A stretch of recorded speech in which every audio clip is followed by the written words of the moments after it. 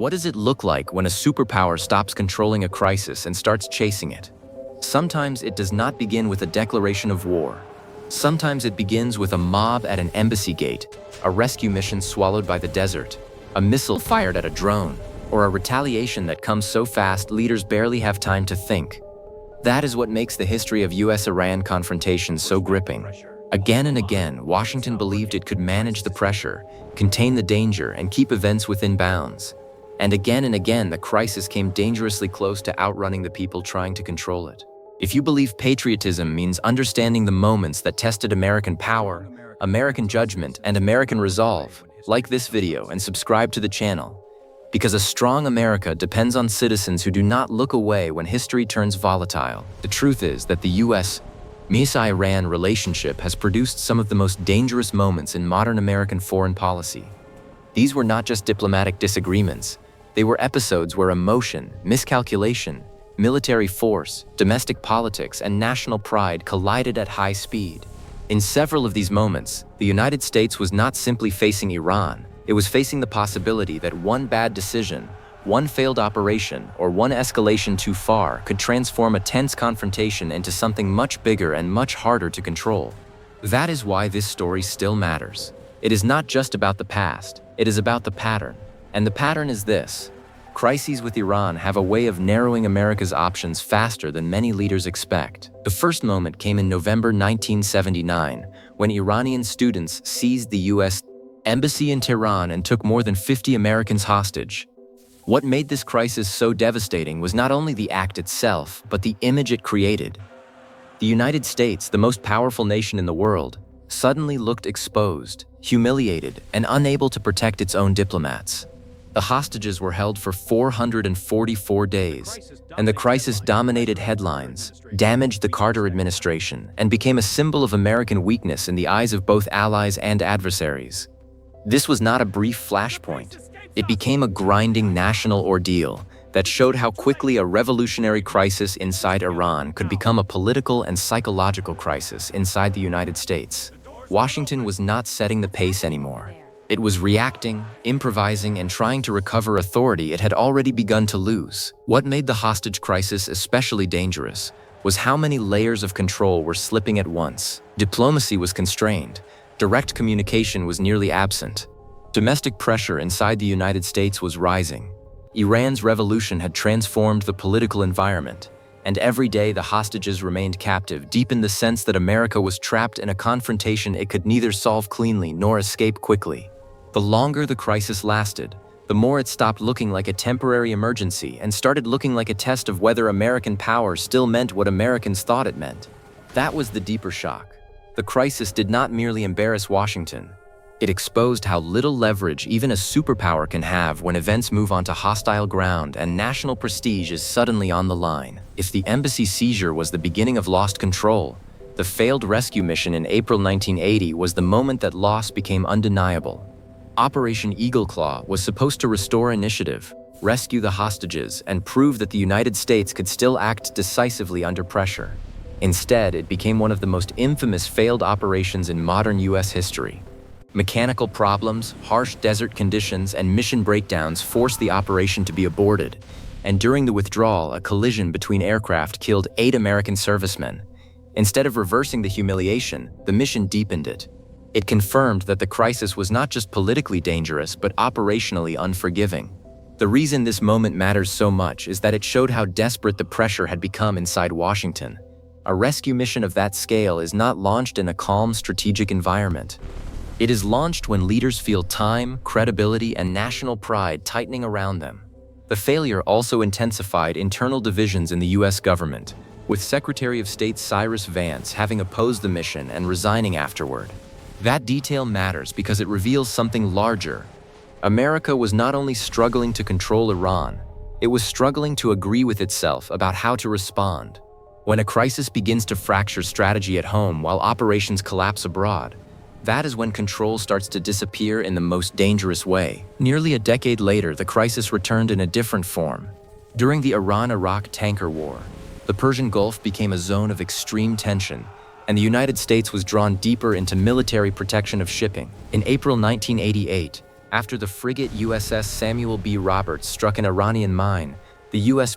launched Operation Praying Mantis, one of the largest American naval surface engagements since World War II. The strike inflicted severe damage on Iranian naval targets, but that did not mean the crisis had been neatly controlled. In fact, 1988 became one of the clearest examples of how quickly military retaliation in the Gulf could spiral into something larger, messier, and more dangerous than expected. And then came the part that still feels chilling in retrospect. Just months later, in July 1988, the USS Vincennes mistakenly shot down Iran Air Flight 655, killing all 290 people on board. That tragedy did not happen in a calm environment. It happened in the middle of a crisis atmosphere charged with naval tension, fear, split-second judgments, and escalating confrontation. This is exactly what losing control can look like in real life. Not always a formal declaration of wider war, but a sequence in which pressure, force, and confusion produce irreversible consequences. Before we go further, leave a comment with your view. When a crisis is spiraling that fast, should the United States answer with overwhelming force to restore deterrence, or should it step back even at the risk of looking weak? That question sits at the center of American strategy every time the Gulf starts to burn. The fourth moment came in June 2019. And it was frightening precisely because it showed how little time can exist between provocation and potential war. Iran shot down a U.S. Global Hawk surveillance drone near the Strait of Hormuz. Tehran said it was in Iranian airspace. Washington said it was in international airspace. That disagreement alone was explosive. But what made the episode truly dangerous was what followed. President Trump said he approved retaliatory strikes and then called them off roughly 10 minutes before they were to begin, citing the projected death toll as disproportionate. In other words, the United States moved to the edge of direct military action against Iran and then abruptly pulled back. That moment deserves more attention than it usually gets, because it revealed how quickly a single shootdown could push both countries toward a far larger confrontation. Oil prices reacted. Global nerves tightened. Advisors reportedly favored a strike. Iran, according to Reuters reporting at the time, warned through intermediaries that any attack would have regional and international consequences. This is what almost losing control looks like in modern geopolitics. Not only missiles and targets, but compressed timelines, partial information, public messaging, private warnings, and enormous consequences, balanced on a decision that can change in minutes. The crisis did not explode into full-scale war that night, but it came close enough to remind the world how thin the line really was. The fifth moment may be the most dramatic of all. In January 2020, the United States killed Iranian General Qasem Soleimani in a drone strike in Baghdad. Soleimani was not an ordinary figure. He was one of the most powerful military leaders in Iran and a central architect of Tehran's regional strategy. His killing instantly transformed an already tense relationship into a direct and volatile crisis.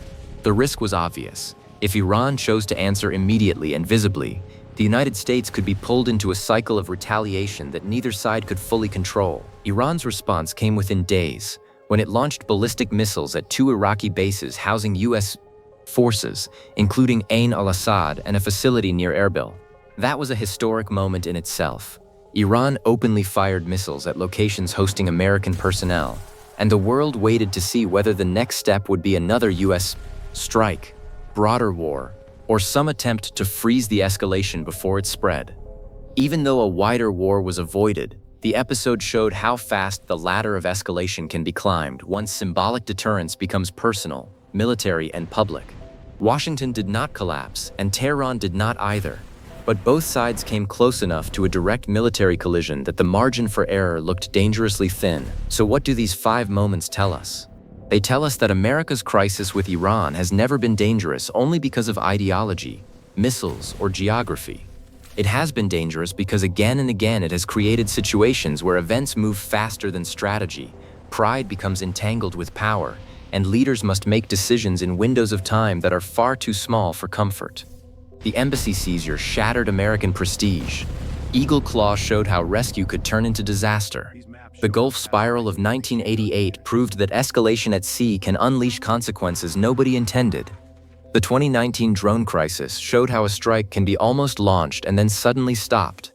And the Soleimani episode proved that once retaliation becomes direct, the distance between deterrence and war can become terrifyingly narrow. If you think America is strongest when Americans actually study the crises that tested the country, like this video and subscribe to the channel. Patriotism is not blind applause. It is historical memory, strategic seriousness, and the willingness to ask hard questions before the next emergency arrives. And here is the question I want you to answer in the comments. Which of these 5 moments was the most dangerous, and which one taught the United States the least? Because if history has a warning for America in its long confrontation with Iran, it may be this: the most dangerous crisis is often the one leaders think they still control.